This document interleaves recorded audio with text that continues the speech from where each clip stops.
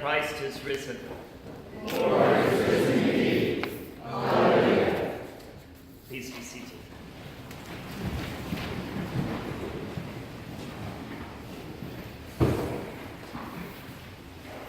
St. Luke builds dramatic delay into the story of Jesus' resurrection. What you just heard, Deacon Camry, comes from the end. It began with several women going to anoint the body of Jesus. The body was not there. The women saw two men in shining garments. The men said that he had risen. The women went back to the disciples who didn't believe, although Peter arose and ran unto the sepulchre, and stooping down, he beheld the linen clothes laid by themselves, and departed, wondering in himself at that which was come to pass. Peter was full of wonder, but he didn't see anyone when he went to the tomb. Leaving Peter in his wonderment, St. Luke turns to the great story of the two disciples on the road to Emmaus. These two, not of the 12, but part of the larger group of Jesus' followers, are saddened by Jesus' death and the apparent end to everything they had hoped for. Jesus comes up beside them, unrecognized. He explains to them the scriptures about himself, showing how they are fulfilled in the death and glorification of the Messiah. Still not recognizing Jesus, they invite him to sup with them. At table, Jesus takes bread, blesses it, breaks it, gives it to them, and they recognize him, and suddenly he vanishes out of their sight. They are filled with joy. They run back to Jerusalem and find the 11 together. They hear from the 11, the Lord is risen indeed, and has appeared to Simon. That's Peter. Simon Peter is there, one of the 11, and they say he has seen the Lord.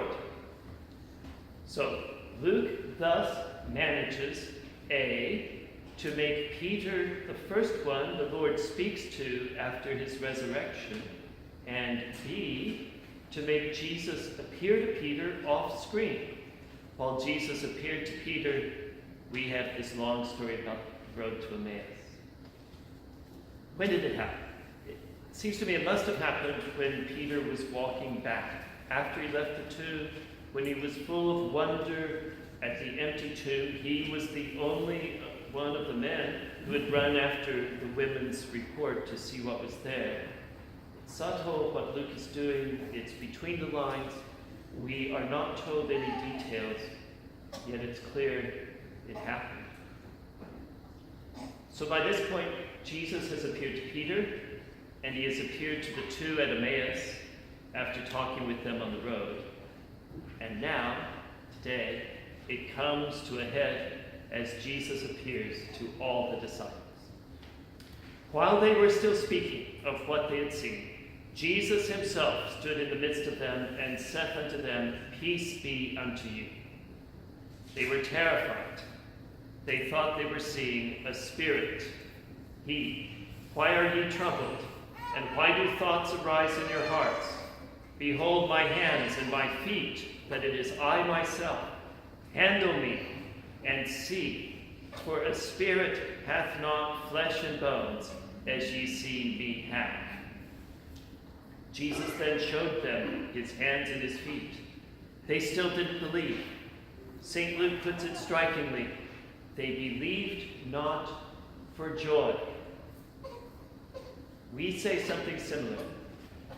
You are suddenly overcome with happiness when something awful unexpectedly goes away, turning into something beyond all your hopes. You say, I'm so happy, I can't believe it. They believed not, yet for joy. Happiness and disbelief are washing over each other as we come into a new place, a new reality, the reality of Jesus' resurrection. There's nothing new about death. People have been dying from the beginning. And there's nothing new about torture. People have long sought out more painful ways to kill people. Crucifixion is nothing special. Death and torture are things we can talk about. We know what they mean. What does not happen is for people to come back to life after they die. Of course, in the rare case, a person will almost die and then come back. We call it a near-death experience. They come back, they resume living, but such a person goes on to die in the usual way.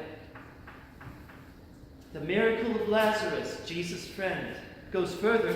He really was dead, yet even he merely came back to the life he had had. Eventually, Lazarus died again.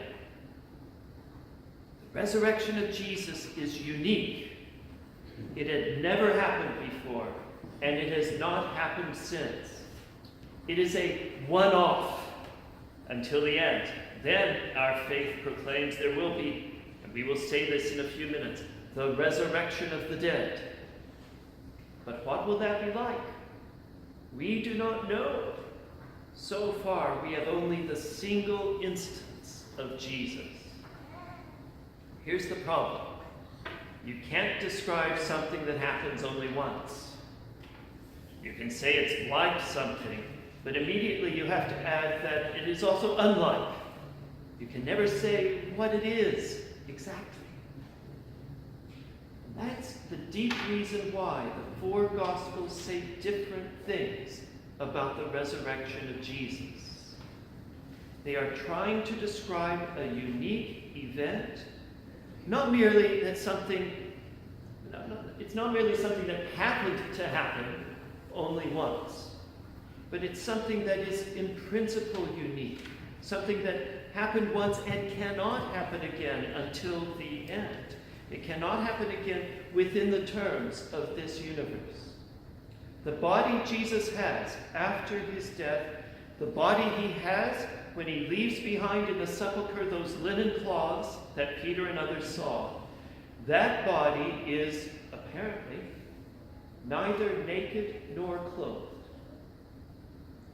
It famously, it seems, can cross long distances in short time. It is said to have been suddenly there in their midst. It was not something they got used to. The experience of Jesus risen from the dead is thus so overwhelming. They wonder, that is, they question, and they wonder, that is, they are filled with wonder. They are full of joy and they can't believe it. What is this? Who is this Jesus now standing in their midst? So we go back to Luke. He shows them his hands and his feet. They can't believe it. He asks, "Have ye here any meat?" That is, any food. They give him some, and he eats, proving that he is no spirit but a human being. And that established that he is still human, that he has a resurrected body that will never die, that he has conquered every foe and risen victorious on the far side of death, means they, the disciples, have now a mission to tell everyone in the world that Jesus is the Son of God who offers forgiveness of sins to all who repent and put their trust in him.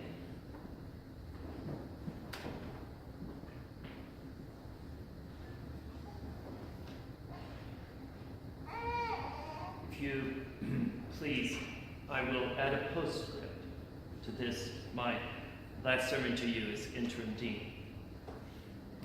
The reader of Luke 24 in the King James Version finds a little present. When Jesus asks for food and they give him a broiled fish, which all those translations say, the King James adds that they also give him of an honeycomb. Honeycomb is apparently there in some of the ancient Greek manuscripts, although scholars do not find it in what they judge to be the best manuscripts, and hence contemporary translations leave it out. I did not grow up on the King James, and I never knew it was there until some years ago, 10 years ago maybe. But it's lovely, I think, to imagine the resurrected Jesus eating honeycomb. One thinks of the land long promised to God's people, the land flowing with milk, right, and honey. And one thinks of the mighty Samson, who one day was attacked by a lion, an enemy, and with his bare hands defeated the beast. When Samson returned to the spot, he found the carcass, and in it a swarm of bees and honey, and he took the honey into his hands and went on his way. Jesus has faced the beast, the enemy, conquered it, and is now, perhaps, eating honey. The resurrected Jesus eating honeycomb. It's also in our literary tradition, and over centuries until recent times insinuated its way into the minds of Bible readers. I heard Fred Craddock tell the story, and I've since read it in his collected sermons, of a book called The Honeycomb, a memoir of the at least once famous American journalist of the first half of the 20th century, Adela Rogers St. John's. Craddock relates her meeting the cowboy actor Tom Mix, told in this book. Craddock: she didn't know who he really was. She loved to hear him recite Shakespeare. He was a Shakespearean scholar and memorized lengthy passages. She said, "I've never heard from the public stage anyone who moved me like Tom Mix." One day she was talking to him. She was about 75 when she told this. She said, "I was talking to Tom Mix, and we got to discussing religion. And I didn't really have anything to do with religion. Do you believe in God? Well, I don't know. Probably not." Shrugged her shoulders. This is Craddock. And Tom Mix looked at Adela Rogers St. John's and recited 2 lines from an Ezra Pound poem. "I have seen him eat from the honeycomb since they hanged him on the tree." Isn't that wonderful? What do you have? You have a newspaper woman, a cowboy actor. Do you believe in God? Probably not. Ezra Pound, St. Luke, "I have seen him eat from the honeycomb since they hanged him on the tree." Dear friends, it is true. He is human just like you and I are. But unlike us, and unlike everyone else in the universe, he has died and is alive as a human being and will never die again. And he offers forgiveness of sins and fullness of life to all who put their trust in him. May we be amongst those who put our trust in him.